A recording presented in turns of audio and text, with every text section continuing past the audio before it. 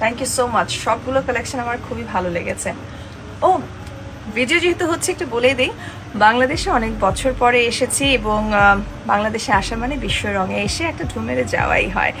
দেখতেই পাচ্ছেন যে কটা শাড়ি কেনার কথা ছিল তার থেকে বেশি কিনে এখন নিয়ে যাচ্ছি, কারণ আমার ফ্রেন্ডসরা রয়েছেন ওখানে, ওনারাও ভীষণ পছন্দ করেন এখানের কালেকশন।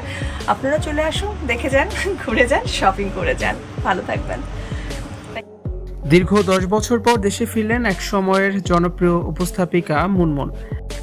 বাংলাদেশ টেলিভিশনের সোনালী দিনগুলোর কথা মনে করলেই ভেসে ওঠে এক মিষ্টি হাসির মুখ, রোমানা মালিক মুনমুন। এক সময় টেলিভিশন খুললেই যার সরব উপস্থিতি দর্শকদের মুগ্ধ করত, সেই তুমুল জনপ্রিয় উপস্থাপিকা দীর্ঘ 10 বছর পর দেশে ফিরেছেন। তবে দীর্ঘ প্রবাস জীবনে এবং সময়ের ব্যবধানে তার চেনা রূপে এসেছে অনেক বড় পরিবর্তন।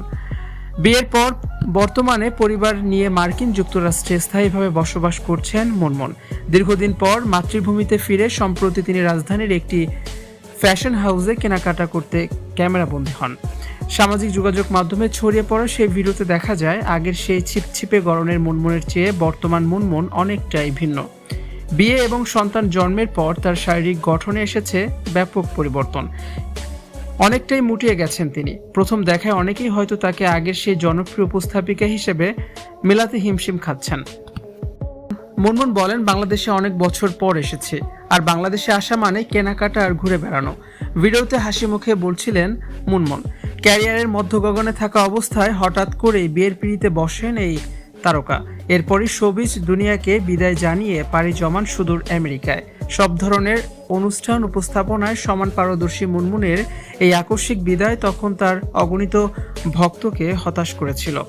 দীর্ঘ 1 দশক পর দেশে ফিরে মুনমুন তার ভক্ত ও বন্ধুদের জন্য কেনাকাটায় মেতে উঠেছেন। শারীরিক পরিবর্তন আসলেও তার সেই চিরচেনা কণ্ঠ, সাবলীল বাচনভঙ্গি আর মিষ্টি হাসি কিন্তু একদমই বদলে যায়নি। ভক্তদের আশা প্রবাসী জীবনের ব্যস্ততার মাঝেও মুনমুন হয়তো আবারও কোনো বিশেষ অনুষ্ঠানে তার পুরনো রূপে ক্যামেরার সামনে দাঁড়াবেন। মুনমুন শুধু উপস্থাপিকাই ছিলেন না, তিনি একাধারে ছিলেন মডেল ও অভিনেত্রী।